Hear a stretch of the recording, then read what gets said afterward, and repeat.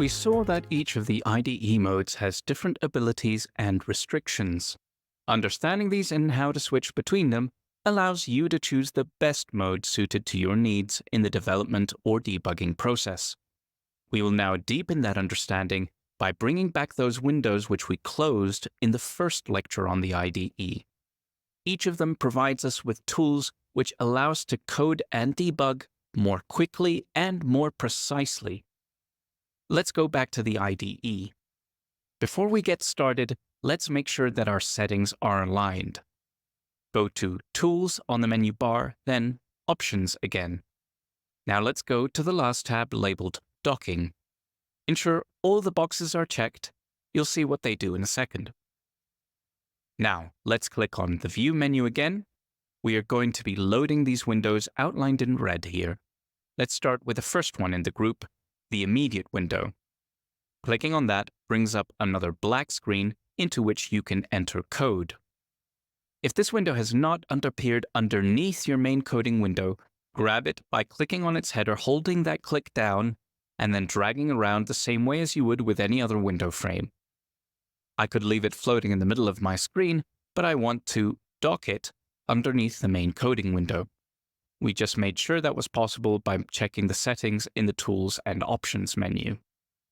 You'll see that as I move it down, a phantom image appears.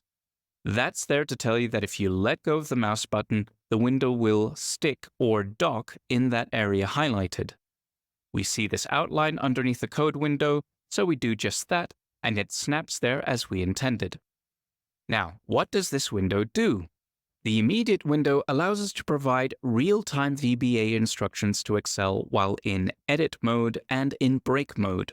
We can also use it to query certain properties about our file.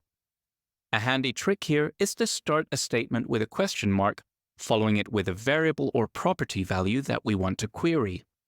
Say we want to know the file name of this workbook. That's stored in the property of the This Workbook object called name. So by typing this and pressing Enter, we get an immediate printout of that variable's value, which is indeed our current file name. As a side note, in other people's code you may also find statements like debug print this workbook name. If you type that into the Immediate window and key Enter, you'll see it does exactly the same thing. Obviously, our version is quicker to type and saves us time, so that's what I will always use.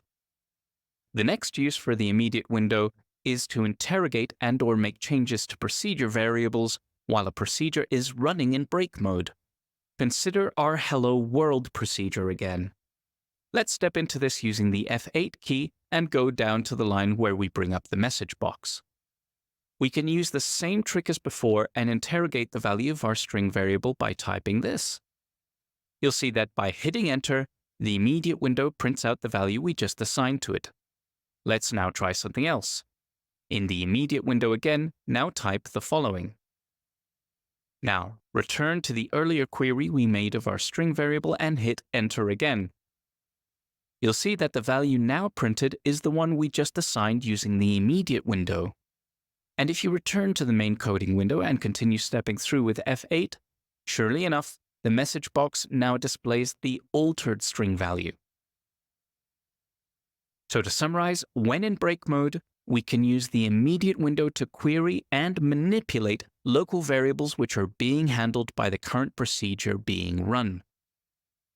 It is important to note that we have to press Enter at the end of the command line in the Immediate window for the actions to occur.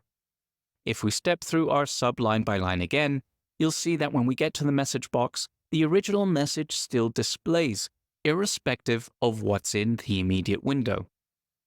And that's what's really valuable about the Immediate window in break mode. You can make interrogations and changes without committing them to the main body of code in the actual procedure. Anything you leave in the Immediate window will not be saved and is always lost when you close your file.